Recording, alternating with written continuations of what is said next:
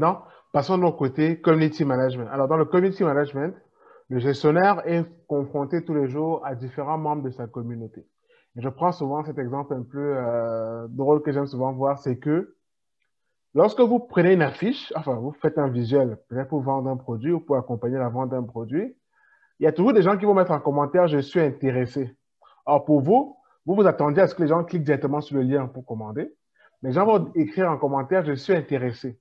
Donc, c'est à vous de vous adapter.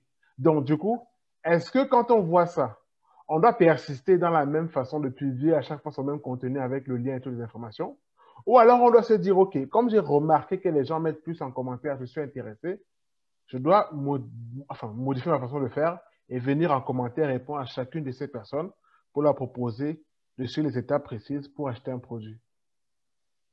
Ouais, c'est bien ce que tu as dit. Et moi, c'était quelque chose qui est énervant à la base quand tu es CM. De voir, tu vois, tu mets toutes les informations sur la fiche et les gens persistent en commentaire pour venir dire oui, je suis intéressé, c'est combien le prix. Et la question qui embête le plus, c'est quoi le prix? Or, le prix, le graphiste, il a fait le visuel de telle manière que le prix soit visible. Bien Alors, les sûr. gars, ils te reviennent en commentaire pour te dire c'est quoi le prix de ton contenu. Donc, c'est pour dire que l'expérience que vit l'utilisateur, et vous n'êtes pas sans savoir qu'aujourd'hui, les gens sont très paresseux de lire, de consommer du contenu. Ouais. Voilà. Les gens veulent avoir tout en même temps, donc ils ont la paresse aujourd'hui d'aller au fin fond, de lire un peu tout ce qu'il y a pour avoir toutes les informations. Donc le travail du CM, c'est de se dire, OK, je veux faciliter la vie de ces gens-là. Donc, j'ai remarqué, j'ai fait une analyse, une benchmark sur la page, et j'ai vu que les gens n'ont pas tendance à voir toutes les informations comme sur le visuel.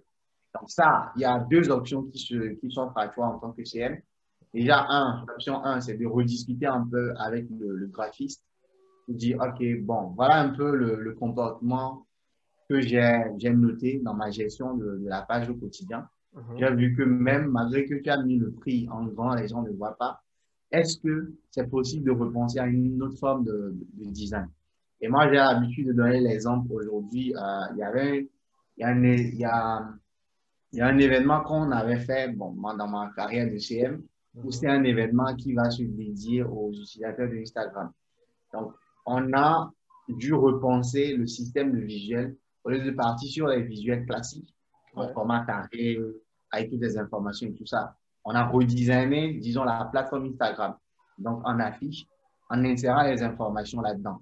Et ça a bien marché parce que quoi, les gens, ils ont cette habitude-là de voir un contenu de défiler sur Instagram, avoir les stories à telle place. Et dans la tête des gens, c'est comme si c'était les choses cliquables. Et Ouais. l'expérience a été revue d'une manière que quand je viens sur Instagram, je vois le visuel en story, j'ai toutes les informations à des endroits stratégiques. Donc, l'option 1, c'est de se dire, OK, bon, avec le graphisme, vous voyez un peu quelle forme serait bien, serait adaptée aux utilisateurs et le tester. Parce que comme on dit en CM et dans tout domaine, il faut tester. Dans l'option numéro 2, c'est comme ce que tu as dit, de revenir vers les personnes individuellement. Mais revenir vers ces personnes individuellement, c'est du travail. Ouais. Et c'est le travail du CM. Et il ne faut pas oublier aussi qu'il faut optimiser le travail qu'on fait au quotidien. Parce que, supposons qu'il y a 36 000 commentaires, tu vas venir dans chaque commentaire, tu vois, ce sera épuisant pour toi Ouais. mentalement, même si c'est un copier-coller que tu fais, c'est du travail que tu fais. Donc, la mise en place qui peut être faite là-bas, ça peut être un robot qui peut être installé, tu vois, en Messenger.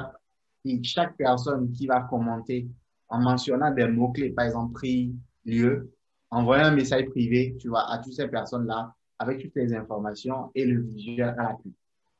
Comme ça, la personne y reçoit par message privé Mhm. le lieu de l'événement, la question qu'il a posée en long et à large, avec le visuel à l'appui. Et il peut cliquer même pour aller s'inscrire ou pour aller faire de la réservation. Tu vois un peu.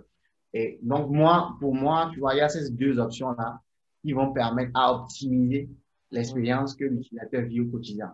Tu n'as pas sans oublier aussi que toi, en tant que CM, tu vis une expérience avec ces plateformes-là. Au Bien sûr. quotidien, si vous remarquez aujourd'hui, moi, quand j'avais commencé à utiliser Instagram, ce n'est pas ce qu'on a aujourd'hui, tu vois. Ah ouais. Et pourquoi ils sont arrivés là-bas? Parce qu'ils ont écouté qu'est-ce qu'on dit au quotidien, qu'est-ce qu'on fait au quotidien sur la plateforme. Et c'est en fonction de ça qu'ils ont modifié la façon de gérer les choses. Aujourd'hui, remarquons aujourd'hui Facebook qui nous oblige, qui nous met un type de business manager en place avec tous les éléments pour gérer toutes les pages et tout ça. Donc, il y a tous les outils qui sont là aujourd'hui, un, pour tester, améliorer l'expérience et faciliter la vie de ces